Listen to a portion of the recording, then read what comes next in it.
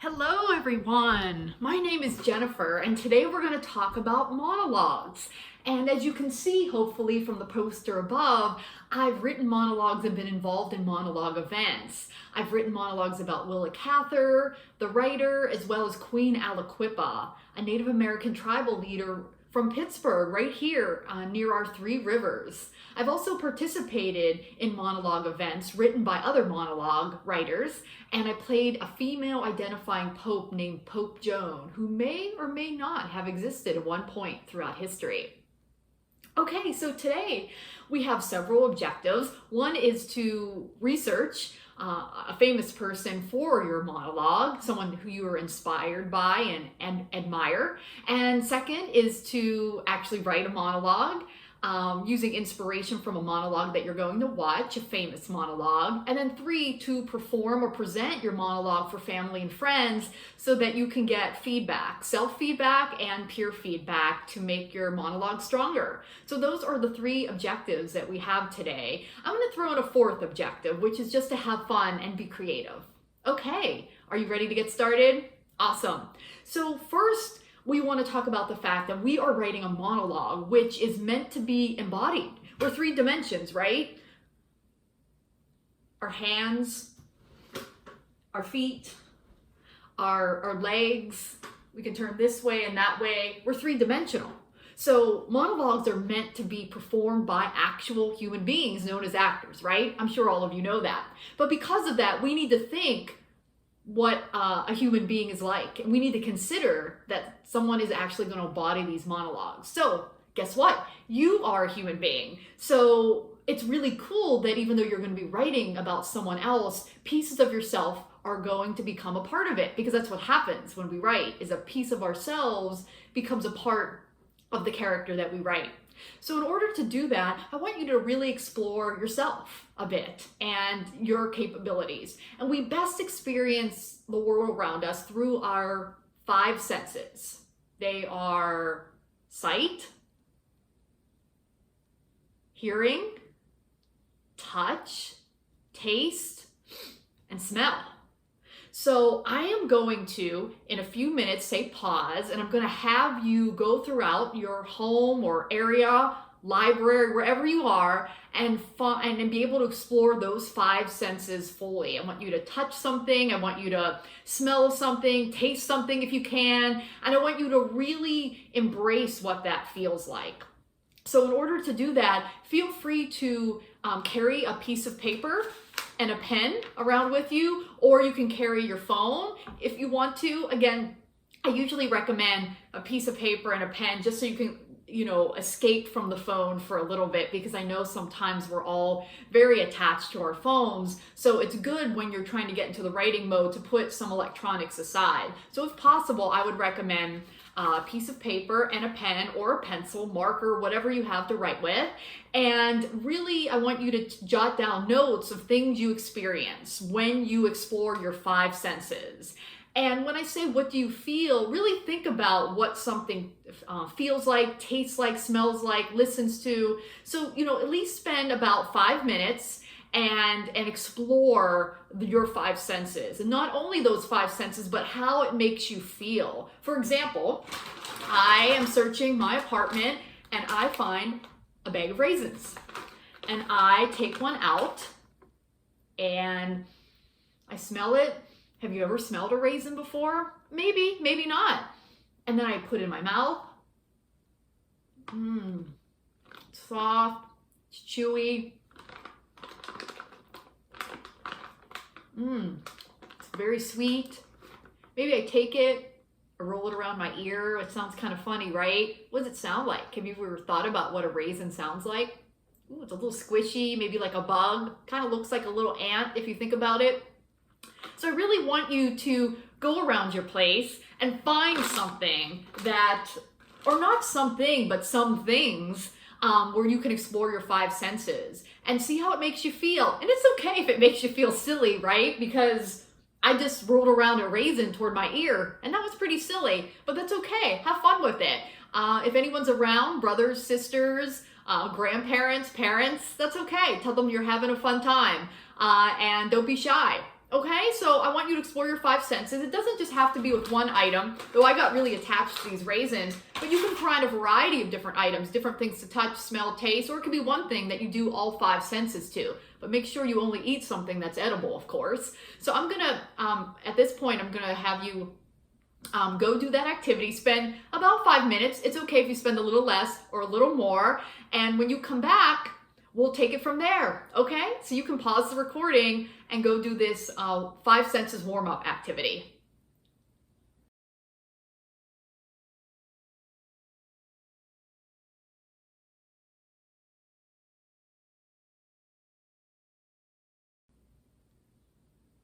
All right, welcome back.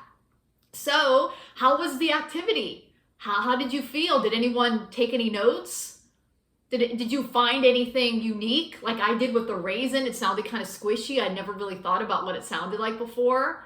Did you explore senses that maybe you're not used to exploring? I think for those of us who are able to see, which is a sight that, a sense that we use quite a bit, and we may rely on that sight, that sense more than we rely on other senses, and that's completely okay. But maybe we really don't think about what things taste like, right? Because we're so hungry, we're eating, and we're not really thinking about what things taste like. So you might ask, well, Jennifer, why do I need to do that for a monologue activity? Well, that is how we as human beings experience the world. And just like you're experiencing the world through what you see when you go on really amazing trips, or what you hear when you go to concerts, and some of you may have certain senses that are more keen than others. Some of you, unfortunately, may have certain senses that are not very keen, so you have to rely on other senses. But we experience the world in different ways, and that's really, really super important that we do that. So in order to embody and embrace the character that you're going to write about and perform for today, you want to think about how you experience the world through those 5 senses and how your character might. For example, maybe you have a really great keen sense of hearing and you can hear things from miles away, but perhaps you choose a character who doesn't hear very well. How are they going to experience the world? So in a way, this exercise forces you to connect with other humans who did not live during the time you did, but also to create empathy, right? For people who characters you're going to write about who may be different from you as well, which is really important that we consider that we're all humans and we have shared similar traits, but we also have many, many differences as well. And that's important to understand that how we see and view the world might be different from how someone else does. And that's okay. And actually, it's really pretty cool. Okay, so now on to phase 2, which is research. Oh, right? No, it's going to be really fun. So your monologue is actually going to be about a person who's lived and walked the earth at some point. And it could be someone who was in a science field and did a really cool invention. Or it could be someone in sports whom you admire, who used to play baseball or soccer or football in Europe or football in America. It could be someone who was in the arts, a great musician who inspired you, or a poet. And what I want you to do is I want you to pick someone preferably who died before you were born, someone who's a bit removed from you. And I really want you to do some research about who this person was. And you can do that simply through Wikipedia, of course, Google, right? But because a monologue is meant to be about words, it's meant to be about what a character says and how they move. Again, 3-dimensional, how they sound and how they move, which we'll get to in a little bit. It's really, really important that you be able to hear, if you can, how they sound and how they move. So YouTube is a great source for that, if you can. Now keep in mind, you might pick a character who lived really, really far back. We're talking like really ancient times. And that's okay. You might not be able to find a whole ton about, say, Cleopatra, but there were actors who did play Cleopatra that you might be able to find on YouTube. So part of this is this research is for you to find out information about who this particular person was who walked the earth. And the part of it's going to be about you using your imagination, okay? So I want you to think about people who you admire, maybe narrow it down to 2 or 3, do some research, and then pick the one that you feel in your gut is the strongest, or someone that you really think you really connect with right here, right now, today, when you're doing this activity, okay? And I want you to do a little research about this person's life. And I want you to pick a moment in that person's life where that person might need to express something fully. And we'll get to, in a little bit, what a monologue is for and why we speak a monologue. But ultimately, it's about getting stuff off our chest that we need to, right? So you want to pick a moment where that's going to be important. A moment that requires a decision or some emotional upheaval. So think about this person's life based on the research you do. You might pick someone that you know really well about anyway and just need to do a little extra research or a little YouTube video watching. And then I want you to take some notes. Think about what crucial moment in this person's life would you want to pick? And go from there and see what happens. Okay? So I would say about 15 or 20 minutes for this exercise. At least you might find that you want to spend a day and noodle it around and come back to this video tomorrow. And that's completely fine. You can do this in stages. It's not a problem whatsoever. Okay? So I want you to think about a person, real person who lived. I've had people in the past pick animals. I've had people pick gods and goddesses. I usually recommend humans because we're humans and it's a lot easier. But if you want to find a famous animal or a famous sorceress or god or goddess, that's okay. And again, you want to do research because you're going to combine reality research about this person with your imagination because you're not going to know everything about this person. And that's okay. Some of it's going to be true and some of it's going to be what you make up. And that's all right. Not a problem. But pick someone you're passionate about. And really try to think about a moment in that person's life. And also, if you're able to find some videos about the person, see how they talk, see how they move. Do they have a certain way of speaking? Do they have a certain way that they hold their hand, right? Think about it. Everyone has something. Even you did, right? Earlier, you were doing an activity, running around, looking for things to smell and to touch and taste. The way that you picked up a raisin from the bag might be different, right? I might pick it up with only 2 fingers. Other people might pick up a clump with their full fist. So everyone has something, however small, that makes them unique. So try to find some really nice details as you research. So 15, 20 minutes or more. Like I said, you might spend a lot of time exploring. Okay, awesome. So I'm going to say pause here and then come back when you're ready to go to phase 3.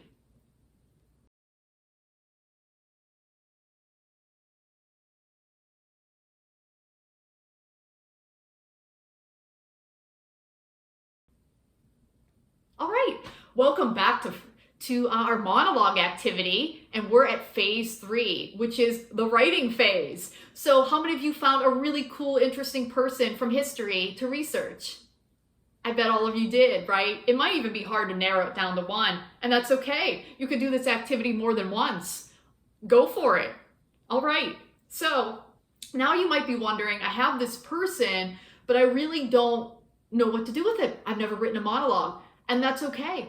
And I wanted you to find your person before we started talking about what a monologue was, because I really wanted you to explore and find someone you're passionate about and not be encumbered by all kind of details and feel really uncomfortable. Sometimes we have too much information kind of swirling around in our heads and we get affected by that. And I wanted you to pick a person, pure of mind, someone that you're really, really excited about.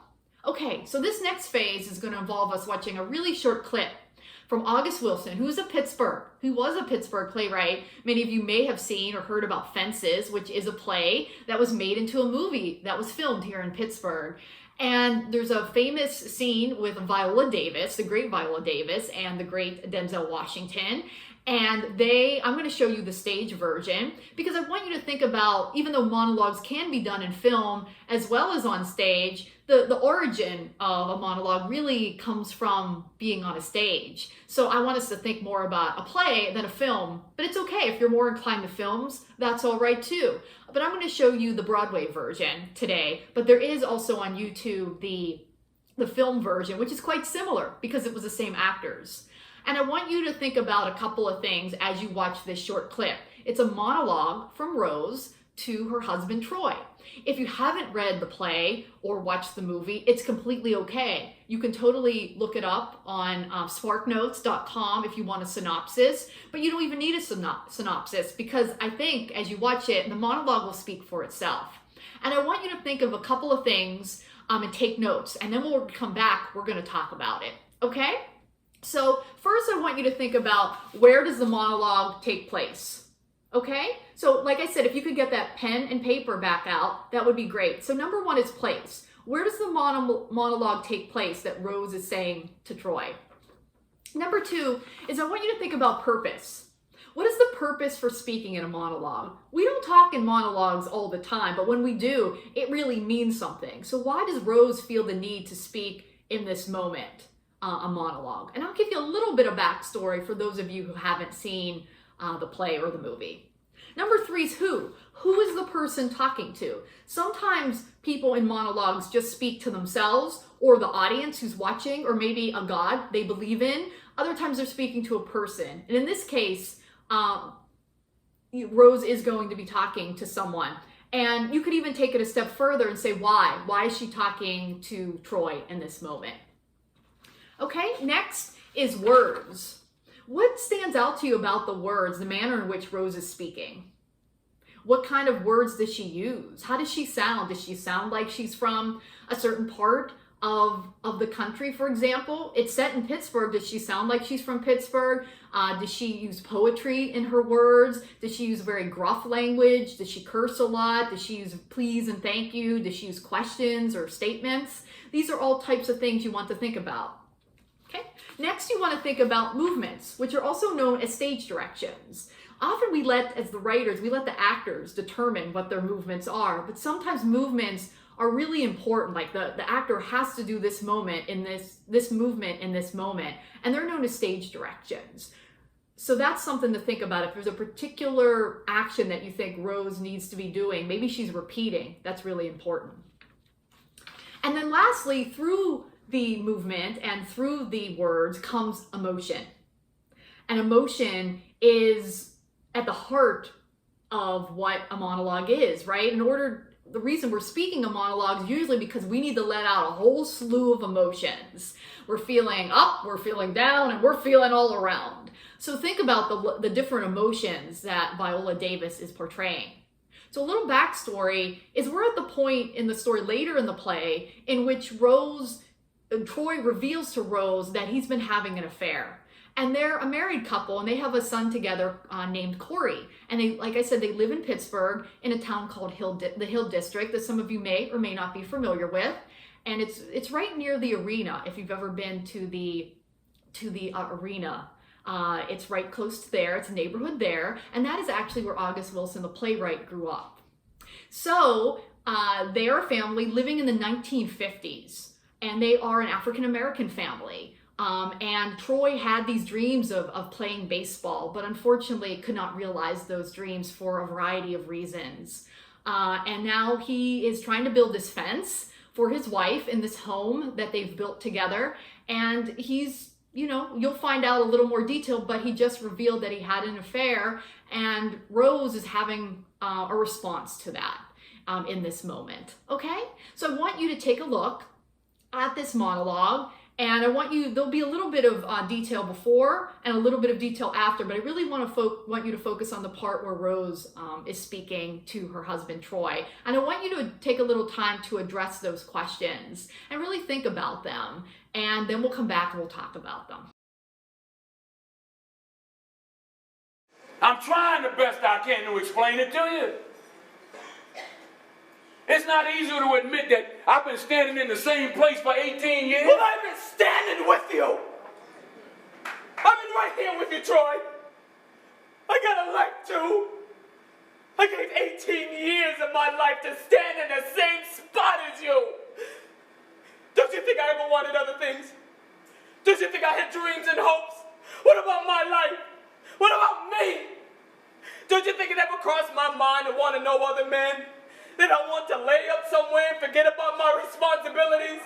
That I wanted someone to make me laugh so I could feel good? You're not the only one who's got wants and needs. But if I want you, Troy, I took all my feelings, my wants and needs, my dreams, and I buried them inside you. I planted a seed and watched and prayed over it. I planted myself inside you and waited to bloom. And it didn't take me no 18 years to realize the soil was hard and rocky and it was never gonna bloom. But I held on to you, Troy. I held you tighter. You was my husband. I owed you everything I had, every part of me I could find to give you. And upstairs in that room with the darkness falling in on me, I gave everything I had to try and erase the doubt that you wasn't the finest man in the world, and wherever you was going, I was going to be there with you because you was my husband. Because that's the only way I was going to survive as your wife. You're always talking about what you give and what you don't have to give. But you take too. You take and don't even know nobody's giving. You say I take and don't give? Troy, you're hurting me. You say I take and don't give. Troy, you're hurting my arm. I don't give you everything I got. Troy. Don't you tell that lie on me. Don't you tell that lie on me. Don't you tell me about no taking and... Troy, no. Troy, no. Please, Troy. All right, see? That's strike two. You stay away from around me, boy. You living with a full count. That's strike two. Don't you strike out.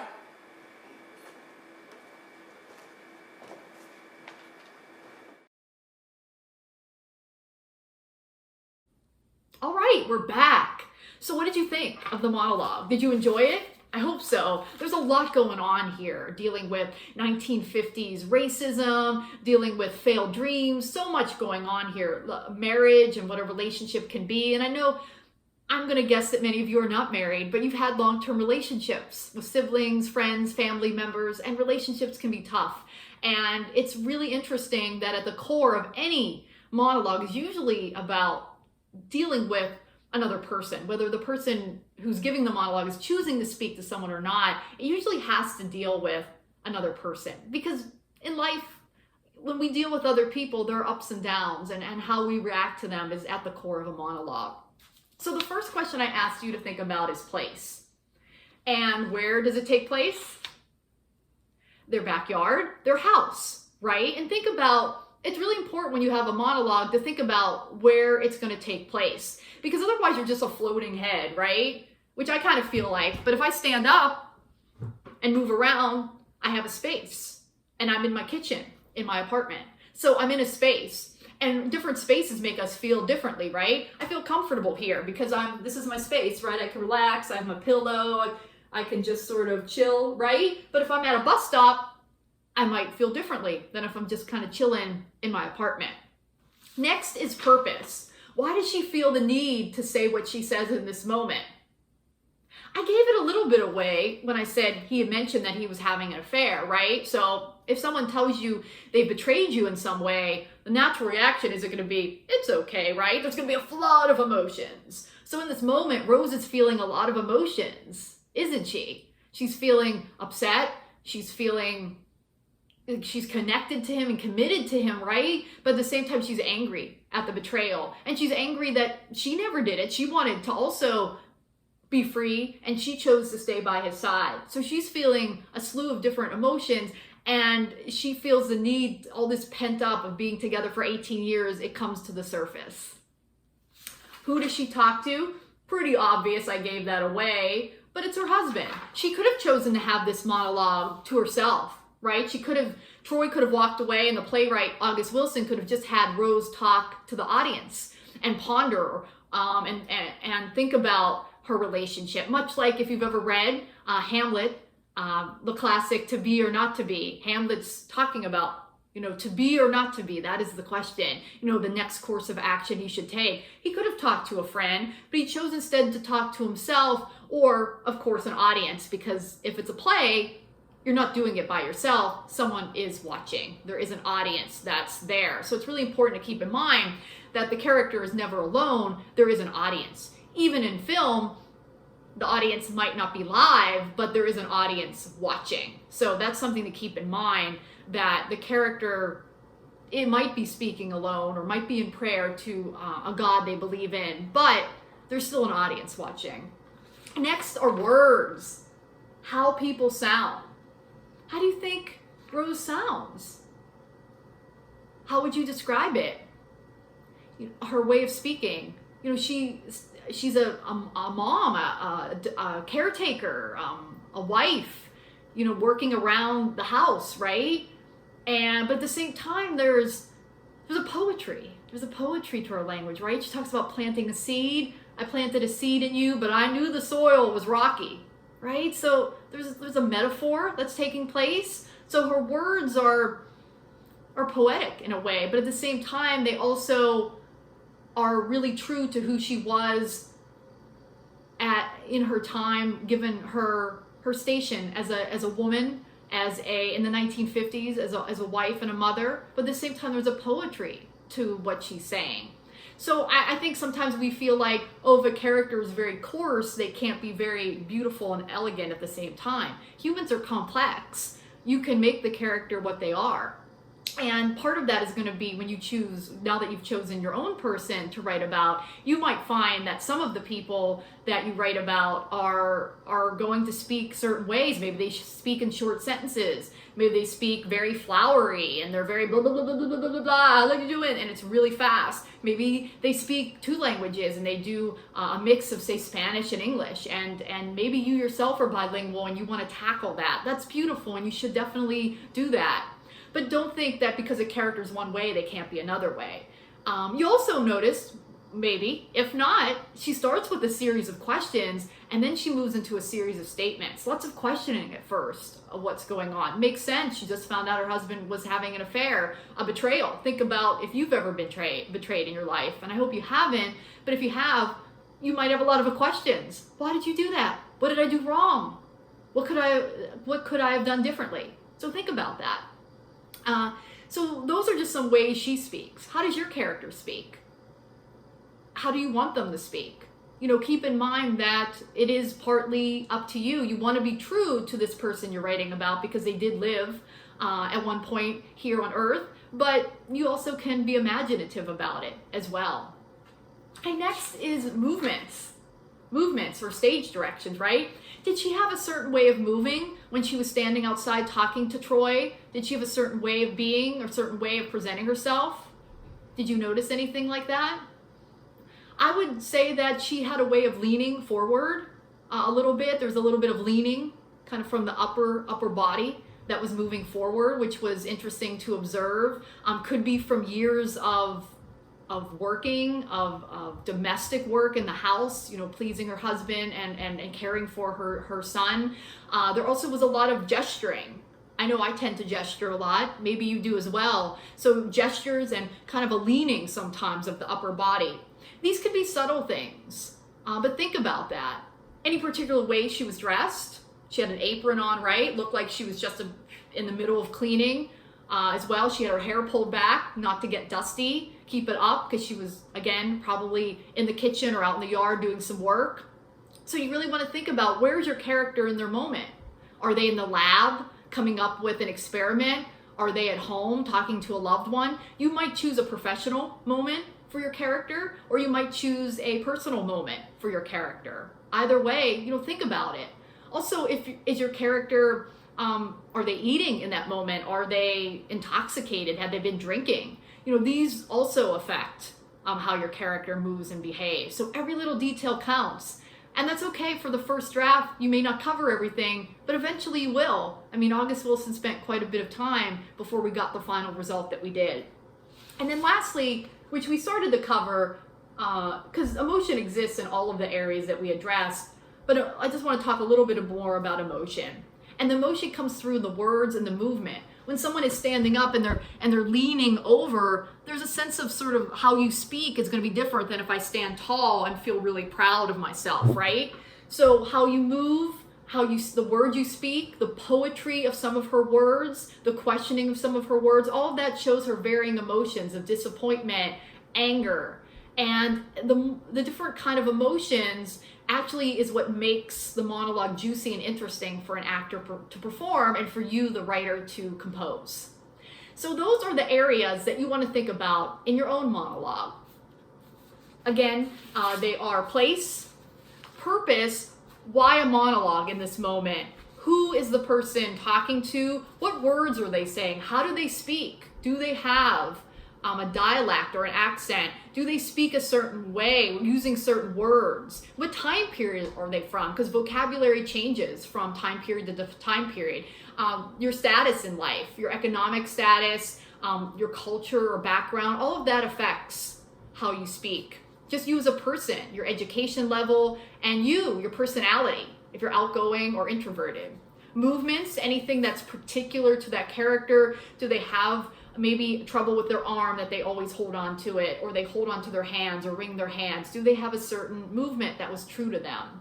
And then emotion is kind of the underlying feature that's part of all of that. But think about the levels of emotion.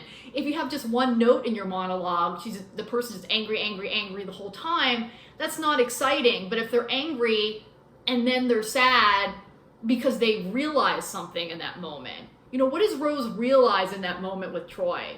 She realizes that she herself has had dreams, that it's not about Troy. And at the end she said, I've given you everything, and you just take, right? So in that moment, that monologue, she's finally letting everything out, but she's also, not just letting things out to Troy, but at the same time, she's also saying stuff and learning about herself and how she feels about herself and the dreams that she may have ignored in that moment.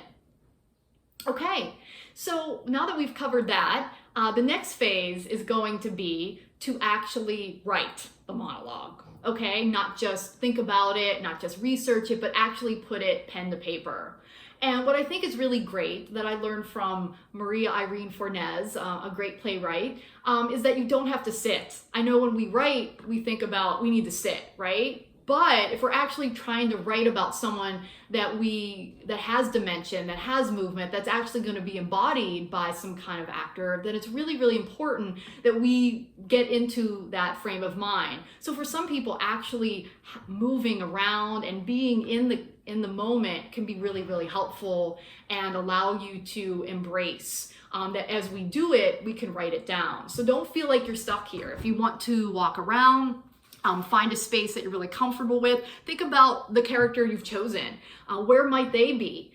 Where are they in that moment? Could you be in a place that's similar to that to replicate the person you're writing about and that connection? So do think about how to be able to really embody that character when you write about it. Because if you're in it, you're more likely to have it come out onto the page.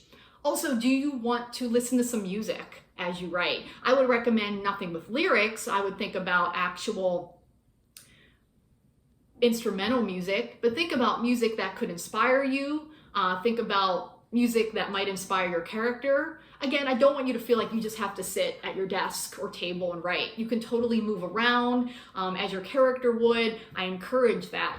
Think about how your character would feel. If your character does have a certain way of moving or being, embrace that.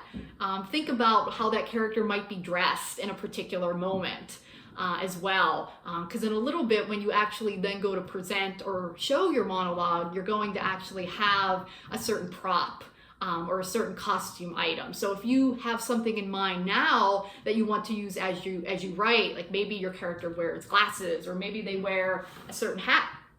Like if you've chosen the poet Dorothy Parker from the 1920s, she would wear a hat. And she wrote a poem called Men Seldom Make Passes at Girls Who Wear Glasses. So maybe wearing this hat, already I feel very different wearing this hat and feeling a certain way. So perhaps you want to think about already a certain costume piece or a certain accessory that you would like to wear that maybe makes you think about your character in a certain way and lets the information flow. And at this point, I'm going to have you pause, and I'm going to pause, and I'm going to have you focus on the writing phase. Who knows how long this phase will take? It might take 20 minutes. It might take longer than that, and that's okay. Take the time you need. But what I would encourage is that you just allow the ideas to come and not judge yourself. Don't censor, don't edit, don't revise at this point. That's something you'll do much later. Okay? So write as much as you possibly can. Let it flow. Don't worry about it. You might find that you tweak things later, and that's okay. But at this point, you've chosen your character. You know who your figure is. You've chosen the moment that you want to write about. You started thinking about the elements that we talked about: place, who they're talking to, purpose for the monologue, and just allow it to go and to freely come out. Okay, so I'm gonna pause here for you to start the writing phase, and then when you come back, we will move into the next phase, which is going to be to present it, because that's the best way to find out how to revise is when we actually share it. Okay, so happy writing, enjoy, and have fun. Okay, see you in a little bit.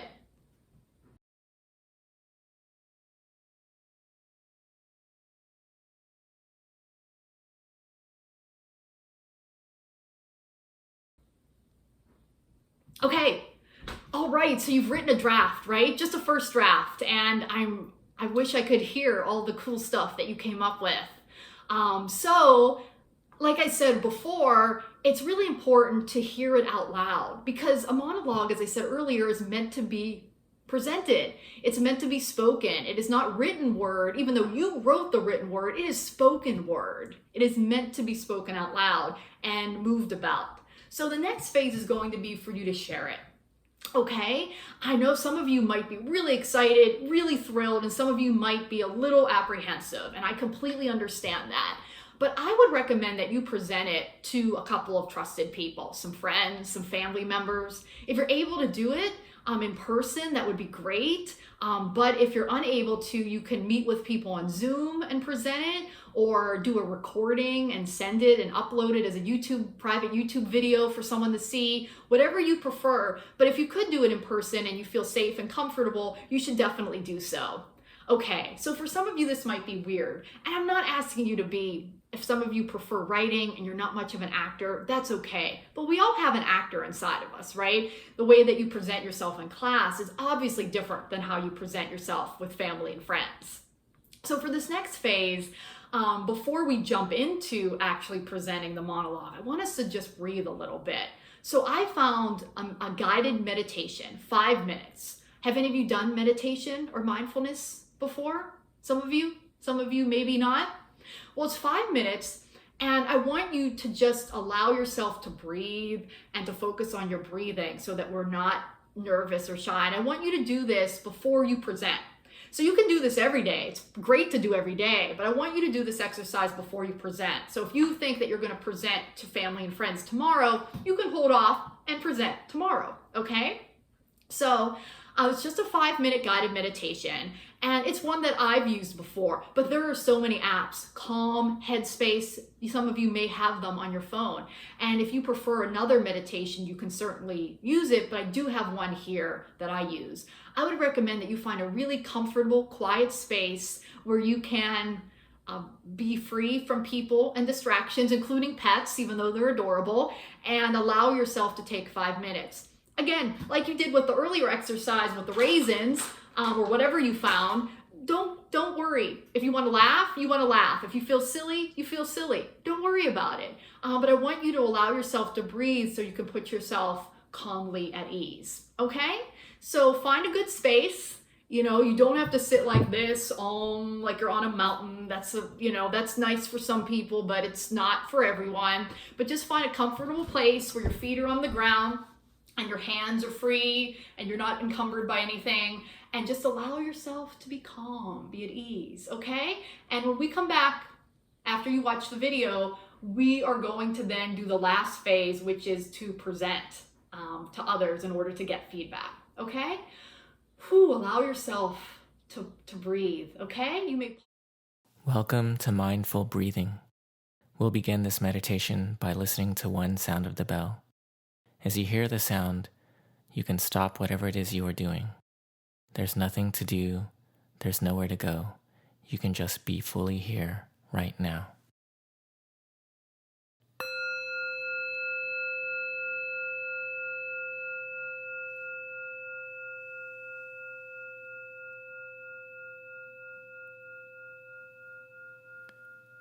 As the sound fades away, you can choose to close your eyes if that's comfortable to you, or if you prefer, you can keep your eyes open and look down without focusing on anything in particular. Now bring your awareness to your breath. Notice what it feels like to breathe in and breathe out. You don't need to change your breath. You don't need to control it in any way. Just notice what it feels like to breathe in and out naturally, right here and right now.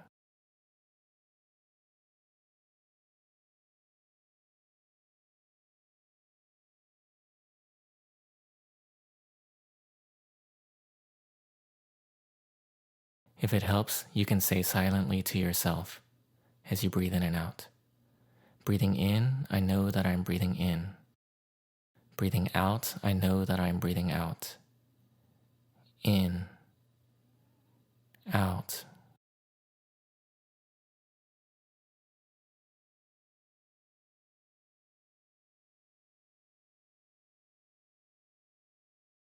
See if you can notice the beginning of your breath in. Following your in-breath from the beginning to the middle to the end. Noticing the slight space between your in-breath and your out-breath. And following the out-breath from the beginning to the middle to the end.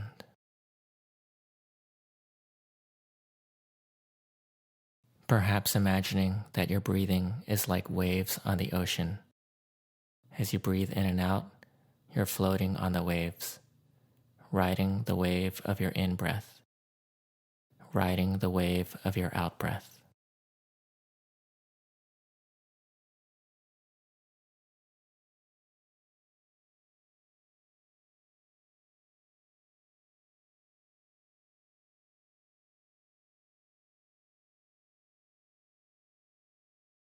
As you breathe in and out, you may notice yourself getting distracted by sounds, by sensations in your body, or perhaps by thoughts.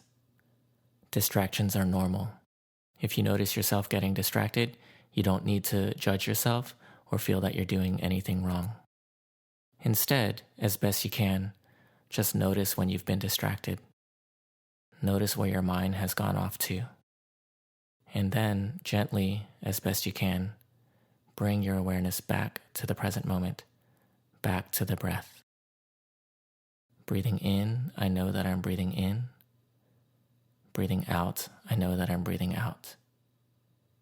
In, out.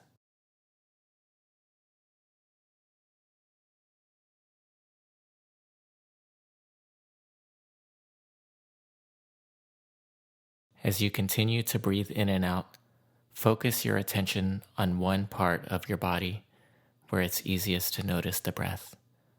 Perhaps it's the tip of your nose, feeling the cool air coming in, the warm air coming out.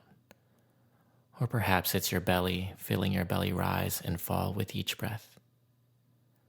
As best you can, keep your awareness at that spot, noticing the in-breath and the out-breath, noticing perhaps any differences between one breath and the next.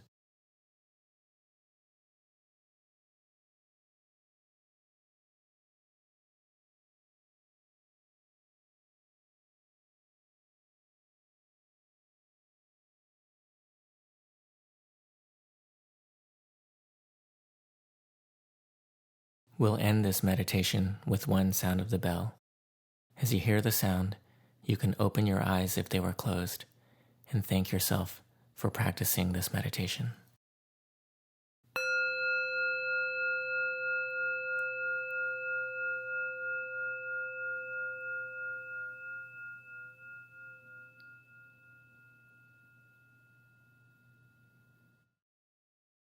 All right, welcome back. How do you all feel? Do you feel calm? Relax? Like you're on a sunny beach? I hope so. I hope you do. Okay. So this next phase is going to be about you presenting your monologue, right? It's just a rough draft. It's okay. It's just a first draft. There are many, many drafts you can do if you want to make this the best it can be. So don't worry. Don't worry about it, okay? Be positive. Tell yourself you can do it. You can do it and you can. All right. So hopefully you have found a couple of trusted people who can give you feedback. And what I want you to do is I want you to just share your monologue with them, okay? If you gave yourself some stage directions to write the monologue, then you can do them if you feel comfortable with it, if it's possible. There might be some things that you can't do that you'll have to read the monologue for, and that's all right. And I want you again to think about and to find that prop. Remember earlier I talked about a poet that I really like from the 1920s called Dorothy Parker, who wrote many poems, but she also wrote A Star is Born, the movie you may have seen several years ago with Lady Gaga and Bradley Cooper. She wrote the original. But think about it. Think about what your character would wear. It could just be a simple hat, it could be a lipstick, it could be a necklace, it could be a shirt, whatever it is, and think about a certain way of being. You know, get yourself in a position that is where your character might be. Are they seated in this moment? Are they at a table? Are they standing upright in line like they're ready to go to battle? You know, how did they stand? You know, start like the character, because if you're in the mode of the character, it's going to continue throughout. If you start wishy-washy or uncomfortable or judging yourself, it's going to feel that way. But if you start that way, don't worry how silly you look. Don't worry if they laugh. In fact, your character might be funny. Your character might be serious, or a little bit of both, and that's okay, right? So if I'm thinking about Dorothy Parker, she was pretty sarcastic, and she would probably sit, you know, with her hat, and she would say her poems out loud. And she would, you know, she used to be actually at a round table, and she would talk to other people, other men in the 1920s, which again, not so common. It was often that men and women were segregated. So she would talk, and she was the wit. You know, she would say, Katharine Hepburn, the actress, ran the gamut of emotions from A to B. And she would say these things that were kind of snarky, right? So think about it. You know, what is the mindset that your character is in right now?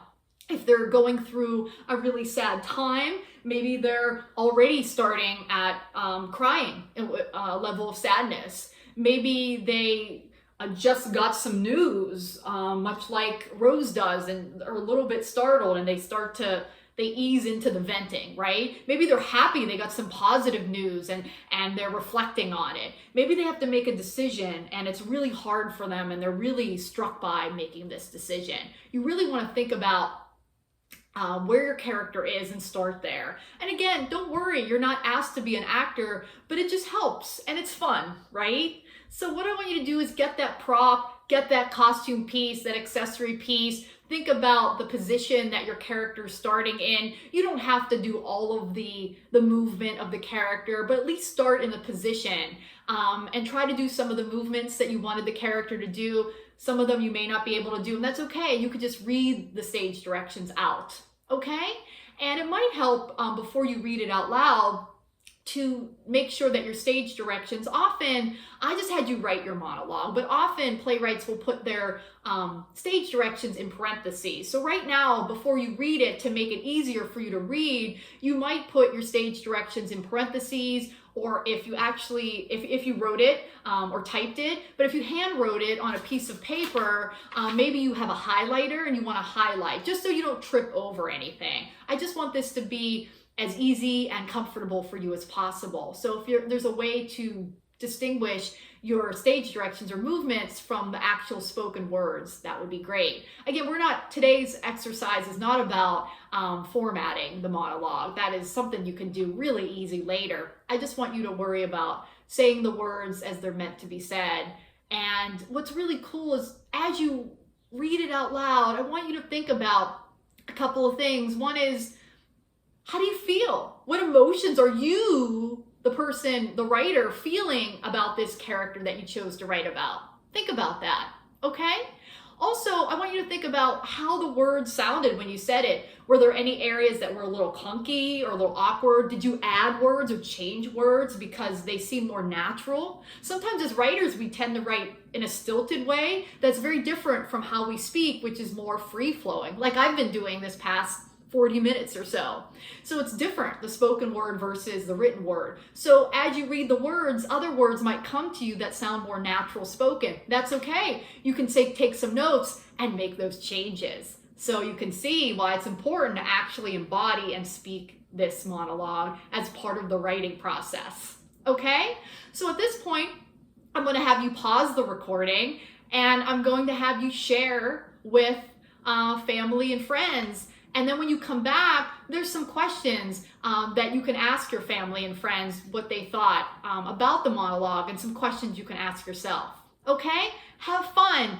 Take a deep breath, hold in for 3, and out for 3. Do that a couple times, or do the meditation exercise again if you need to, but have fun, okay? I'll see you in a little bit.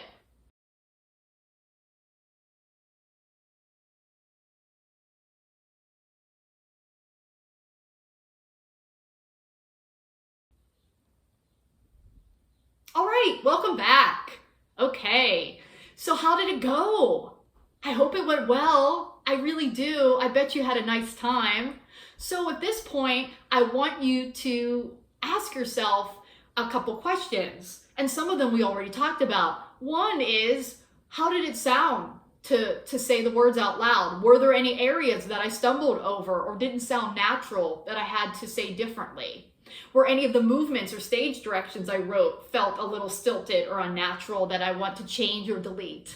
Stage directions are tricky, and they're often things that some playwrights use them a lot and some don't use them very much at all. They trust that the actor will do it.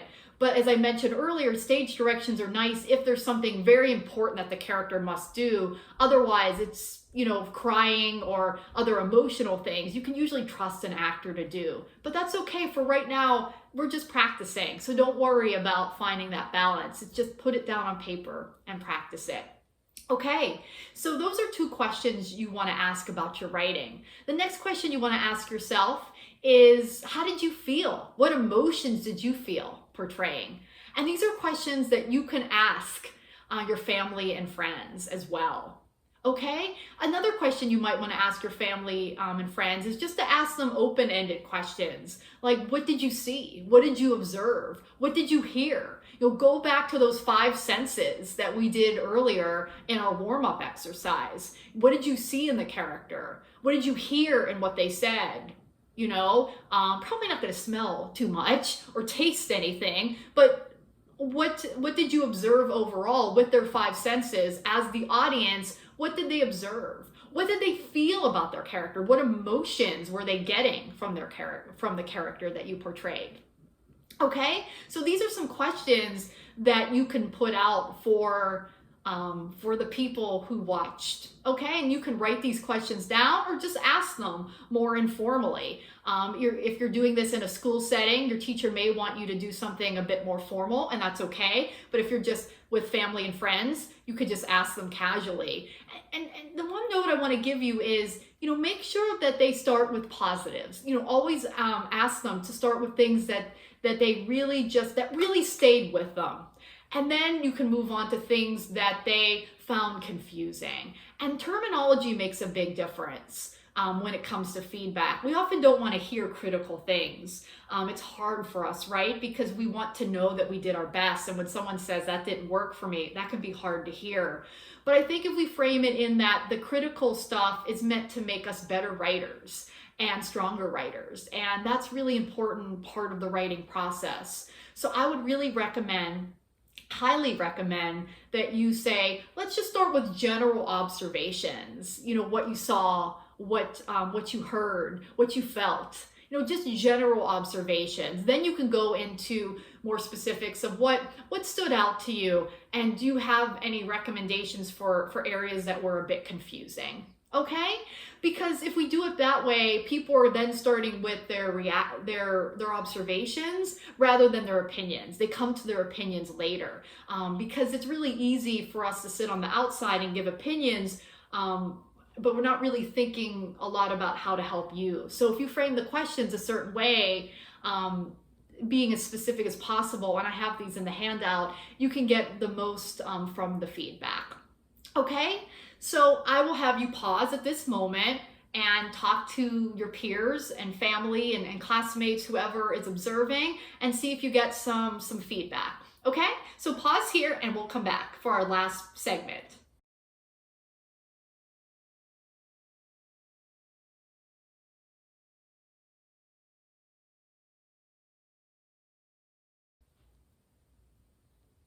All right, welcome back. So how did it go? Did you get some good feedback?